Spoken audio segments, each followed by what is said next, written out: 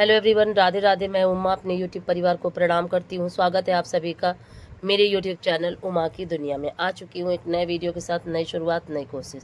समय है शाम का और बना रही थी चाय। दिखाया आपको कि किस तरीके से सामान अभी सारा पड़ा हुआ है, सभी कुछ उठाना है और उसके बाद बहुत सारा काम अभी पड़ा हुआ है और आज कपड़े भी पड़े हैं। थोड़ा मशीन भी मेरी गड़बड़ कर रही है, उसका बटन गड़बड़ कर रहा है और आज लाइट भी बहुत परेशान कर रही है। तो आज सुबह से ही जैसे ही थोड़ा सा चलाओ तो कहीं बटन की वजह से मशीन रुक जा रही थी और कहीं लाइट चली जा रही थी और इस तरीके से शाम हो चुकी है और कपड़े अभी मेरे नहीं धुले हैं। देखिए, चाय में सभी कुछ सामान डाल दिया था।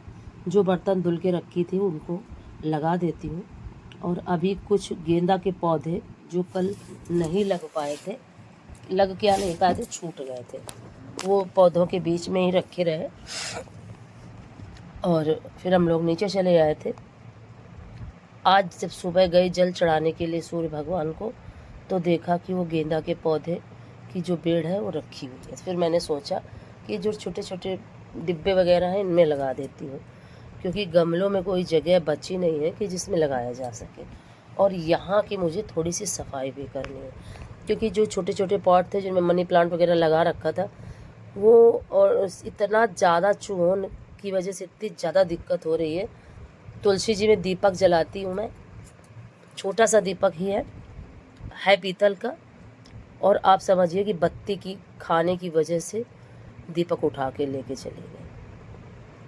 कितनी ज़्यादा परेशानी मुझे हो रही है। लेकिन अब मैंने पिंजड़ा मंगा लिया है और इसका तो पिंजड़ा का तो बिल्कुल ध्यान ही नहीं था मुझे।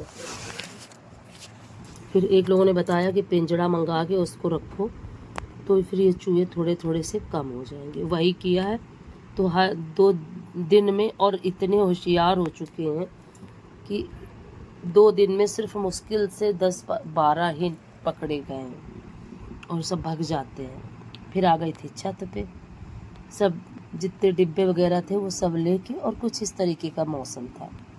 शाम हो चुकी थी, लेट थी काफ़ी, लेकिन करना था तो लेट हो या कुछ भी हो।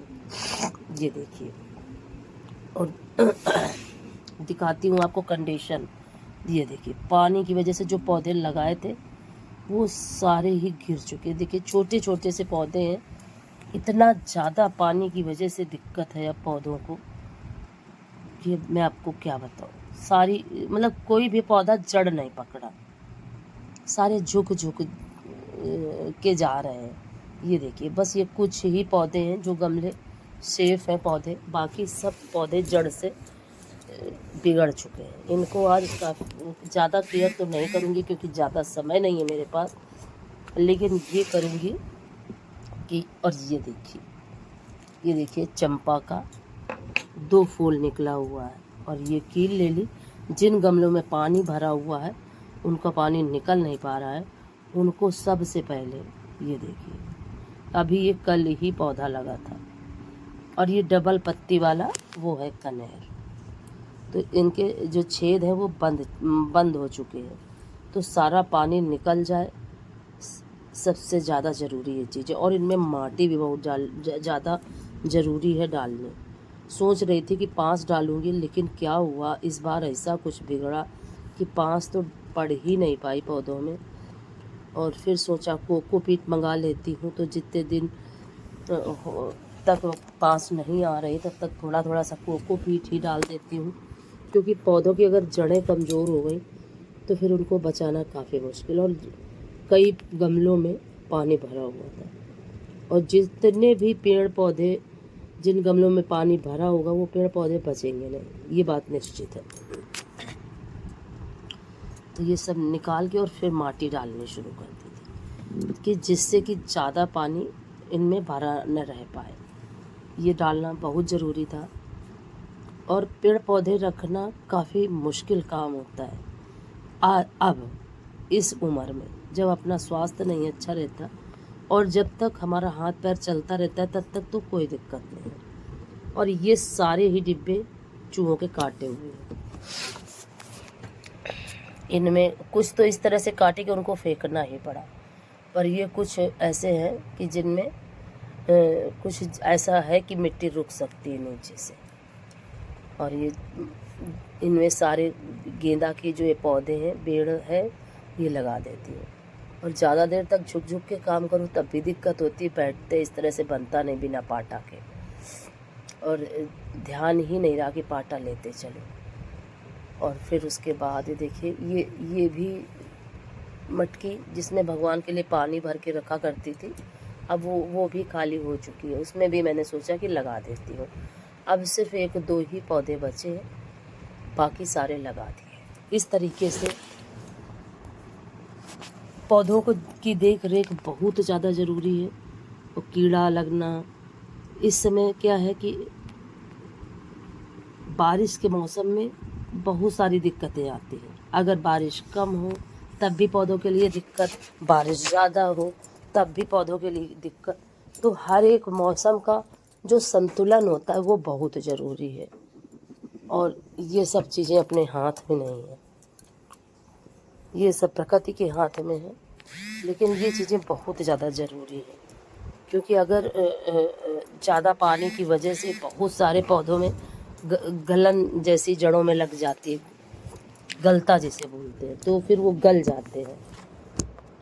अब देखिए बारिश के बाद क्या होता है, कितने पौधे बचते हैं, कितने ख़राब होते हैं, तो आने वाला समय ही बताएगा। और फिर ये दिया बाती आरती सारी पूजा पाठ करने के बाद, चाय पीने के बाद, अब जब से लाइट आई उसके बाद अब जाके सारे कपड़े धुल पाए। और अब बारी थी इनको खंगाल ली, इनको खंगाला, सारे बर्तन साफ़ किए, काफ़ी बर्तन भी हो जाते हैं। और अब यहाँ की सफाई कर देती हूँ। ये सब करने के बाद अब नंबर आता है खाना बनाने का। फिर क्या था कि खाना वगैरह बनाने के बाद कोई भी वीडियो बीच में मैंने नहीं बनाया, क्योंकि बच्चों ने फ़ोन ले लिया था। और खाना बनाने के बाद अब बारी थी रसोई साफ़ करने की। अगर आज का वीडियो आपको अच्छा लगे तो वीडियो को लाइक करिए, चैनल को सब्सक्राइब करिए, बेल को ज़रूर प्रेस करिए। एक प्यारे से कमेंट के साथ अपना प्यार आशीर्वाद मुझे ज़रूर दें। और क्या है कि सबसे ज़्यादा ज़रूरी होता है कि मार्च अप्रैल के समय में अगर हम पौधों के गमलों की पूरी मिट्टी निकाल के और उसमें पाँस मिला के और उनकी जड़ें वगैरह निकाल के अगर हम उनकी देख रेख कर देते हैं तो फिर बारिश में भी हमें कुछ भी परेशानी नहीं होती है। लेकिन इस बार क्या रहा कि ना तो मैं पाँस डाल पाई, ना उनकी जड़ें निकाल पाई, ना ही गमले खाली कर पाई। उसी का ये रीज़न रहा कि जो छेद हैं गमलों की वो बार बार बंद होते जा रहे हैं, जिसकी वजह से मैं पानी रुकने लगा। तो सबसे ज़्यादा ज़रूरी है गमलों की देख रेख बारिश आने से पहले, गर्मी आने से पहले ही शुरू कर दी जाती है, जो कि इस बार मुझसे नहीं हुई। और फिर थोड़ी बहुत की भी तो ज़्यादा पाँस थी नहीं, थोड़ी ही पाँस थी, तो बस थोड़े ही गमलों में पड़ पाई। तो जिन गमलों में पाँस पड़ी हुई है, जिनकी जड़ें निकली हुई हैं, तो उनके जो ड्रेनेज होल है वो अच्छे से पानी भी निकाल दे रहे हैं, वो गमले अच्छे हैं। और जिनमें ड्रेनेज होल बंद है उनका पानी निकलना काफ़ी मुश्किल है। किसी तरह से बारिश निकले, कुछ भी हो, बारिश के बाद फिर अपने आप ही पौधे जैसे सर्दियाँ शुरू होती हैं तो थोड़ा सा सही होने लगते हैं, और जैसे ही ज़्यादा सर्दी आती है तो फिर वही हालत। तो जिस तरह से इंसान का जीवन है उसी तरह से पौधों का भी जीवन है। इनको भी समय की मार सहनी पड़ती है। समय के थपेड़ों से कोई भी नहीं बचता, वो इंसान हो, जानवर हो, पेड़ हो, पौधे हो। हाँ, ये ज़रूर है कि इंसान समझ नहीं पाता, या कोई भी अब एक उम्र के बाद ही सब चीज़ें समझ में आने लगती हैं। एक उम्र से पहले कुछ भी समझ में नहीं आता। कि अगर जंगल में कोई पेड़ होता है और वो आंधी तूफान से लड़के बहुत अच्छा चलता है, और जिस पौधे को आप छाया में रखो उसके अंदर आंधी तूफान से लड़ने की क्षमता ही ख़त्म हो जाती है, उसको सिर्फ सेफ्टी अच्छी लगती है।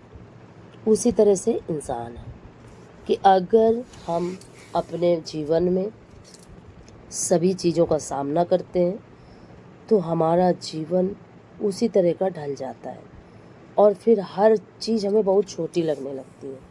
कितनी भी बड़ी समस्या हो उसका स्वरूप हमें अपने आप ही छोटा समझ में आने लगता है।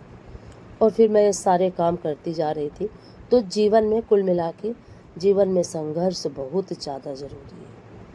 और जिसने जीवन में संघर्ष नहीं किया उसका जीवन कभी सुंदर नहीं बन सकता, सुव्यवस्थित नहीं हो सकता। और जो संघर्ष करता है उसी का जीवन सुंदर और सुव्यवस्थित होता है। तो मैं ये नहीं कहती जिसके भाग्य में ये है कि वो बैठ के खाए तो उसके लिए तो बहुत अच्छी बात है, लेकिन संघर्ष हमें करना चाहिए।